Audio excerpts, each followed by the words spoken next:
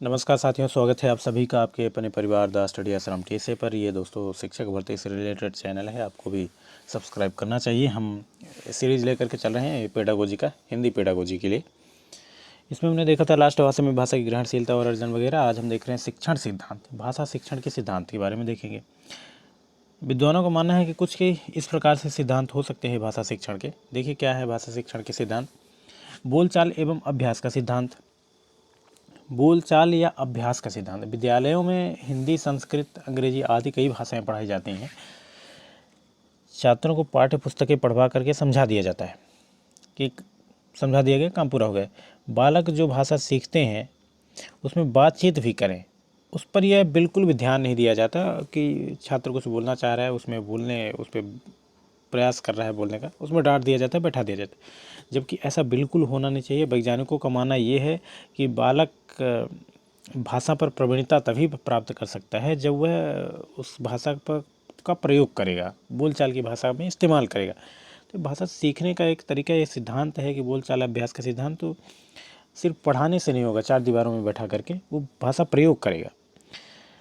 देखिए क्या है इसमें। प्रश्नोत्तर विधि की सबसे बड़ी विशेषता यह है कि इसके द्वारा छात्र को बोलने का अवसर दिया जाता है, इसीलिए बोलचाल अभ्यास का सिद्धांत की श्रेणी के अंतर्गत ये आता है।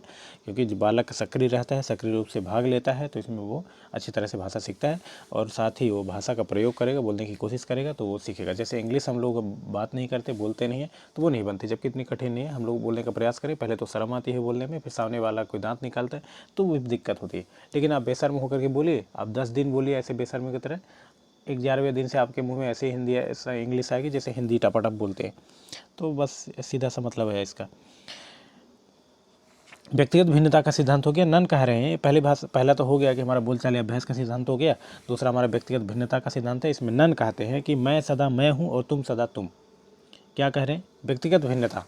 व्यक्तिगत भिन्नता में नन कह रहे हैं कि मैं ही हूँ तो तुम सदा तुम हो। मतलब व्यक्तिगत रूप से भिन्नता बहुत प्रकार की होती है। इसका अभिप्राय यह है कि प्रत्येक एक व्यक्ति दूसरे व्यक्ति से भिन्न होता है। एक विद्यालय के विद्यार्थियों में व्यक्तिगत भिन्नताएं पाई जाती हैं। उनकी योग्यताओं में, वो चाहे शारीरिक हो, बौद्धिक क्षमता हो, रुचि हो, प्रवृत्ति हो, अभिवृत्तियां हैं, कौशल है, संवेगात्मक है, सभी में संतुलन में बराबर अंतर पाया जाता है। ये व्यक्तिगत भिन्नता है। हमने दो देखा। यही बात है कि भाषा पर भी लागू होती है, क्योंकि भाषा जो है तो जैसे देखिए कि व्यक्तिगत भिन्नता होती है तो कोई बालक लेखन में प्रवीण है, कोई लिखता अच्छा है, तो कोई अभिव्यक्ति अच्छा करता है, तो कोई वाचन अच्छा करता है। तो इस तरह से आप देखें, कोई शुद्ध अशुद्ध नहीं लिखता, कोई विराम चिन्हों का सही ढंग से प्रयोग करता है। तो ये व्यक्तिगत भिन्नता होती है भाषा की श्रेणी में भी। अब हम देख चुके हैं भाषा शिक्षण के सिद्धांत। तीसरा आपको भी देखना है, उससे पहले आप चैनल को जरूर सब्सक्राइब कर दीजिए, नहीं तो मित्रों के साथ शेयर कर दीजिए, एमपी टेट और सीटेट दोनों के लिए। और ये वही चीज़ है कि आप सीटेट में पढ़ें, एमपी टेट में पढ़ें, एक ही चीज़ है। हाँ, यहाँ से सवाल ऐसे बनेंगे कि आप इसको अच्छी तरह से देखें तो सवाल तो शानदार बनेंगे। इसमें से यहाँ से सवाल नहीं बनते, आप इसको समझ करिए, इसका अर्थ ग्रहण करिए, बोध करिए, इनको समझिए और फिर इनसे को रिलेट करके व्यवहारिक क्वेश्चन को आप हल करिए। बहुत शानदार एक क्वेश्चन बनेंगे यहाँ से और हल भी होंगे बढ़िया से, आप क्रैक करेंगे ज़रूर। इसे पढ़िए बढ़िया से। स्वाभाविकता का सिद्धांत। आप देखिए स्वाभाविकता का सिद्धांत में क्या आ रहा है। छात्र छात्राओं को भाषा की शिक्षा देते समय स्वाभाविकता की ओर विशेष ध्यान दिया जाता है। क्या स्वाभाविकता है? परिवार में जब बालक बोलना सीखता है तो उसका उच्चारण अशुद्ध होता है। जैसे देखिए रोटी को ओती या लोती कहना, पर यह है कि ये स्वाभाविक है, ये बोलना ही है। ये प्रयास एवं त्रुटि का सिद्धांत इस पर ऐसे लागू होता है, इसी तरह से बोलना ही है, इसमें कोई गलतियाँ नहीं है, वो नेचुरल है। पर जैसे ही बालक रोटी को लोती या ओती बोलता है तो आप तुरंत उसको उस उच्चारण को, अशुद्ध शब्द को शुद्ध करके उसको बताइए, वो निवारण करिए, वो तुरंत उसको सीखेगा। अनुकरण शक्ति बहुत तेज़ होती है बालकों की उस समय पे, शैशव अवस्था में जब भी भाषा वगैरह सीखते रहते हैं। तो उस समय पे आप जो भी बात करेंगे, जैसे भी बात करेंगे, बहुत तेज़ी से उन्होंने सीखना ही है। और हम लोग जो है तो हमारे क्षेत्र में आप हर जगह जो है तो यही सिखाया जाता है, पहले अक्षर सिखाया जाएगा, फिर शब्द सिखाया जाएगा, फिर वाक्य सिखाया जाएगा।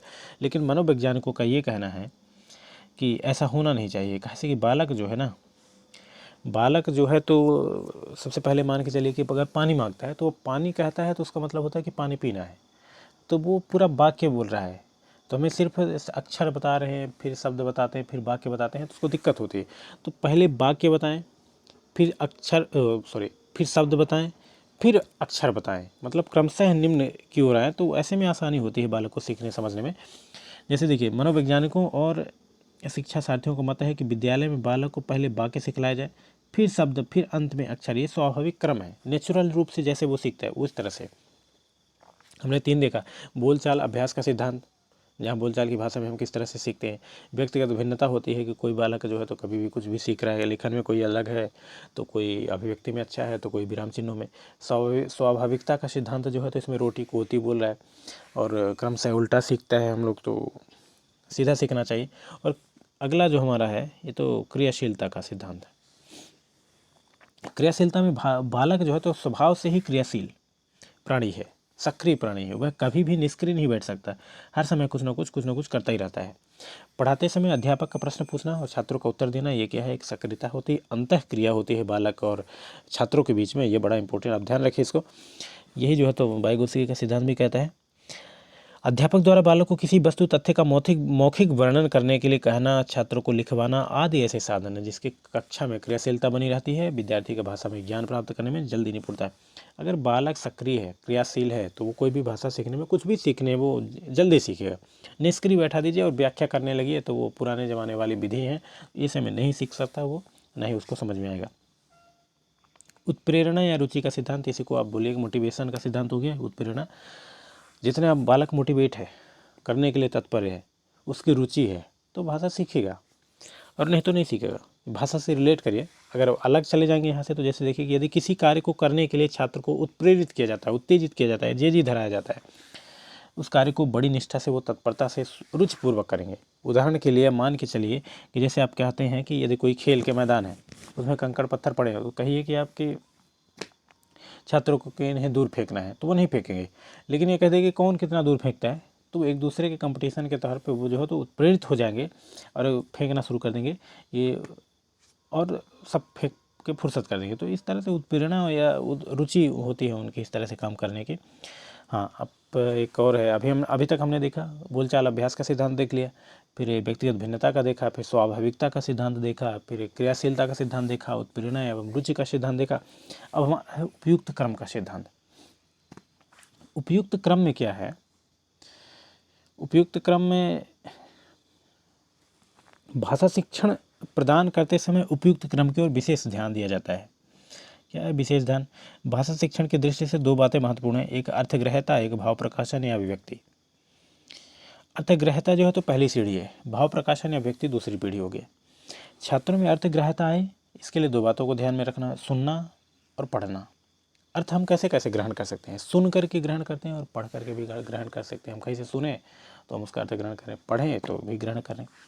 और अभिव्यक्ति की बात कर रहे हैं तो भाव प्रकाशन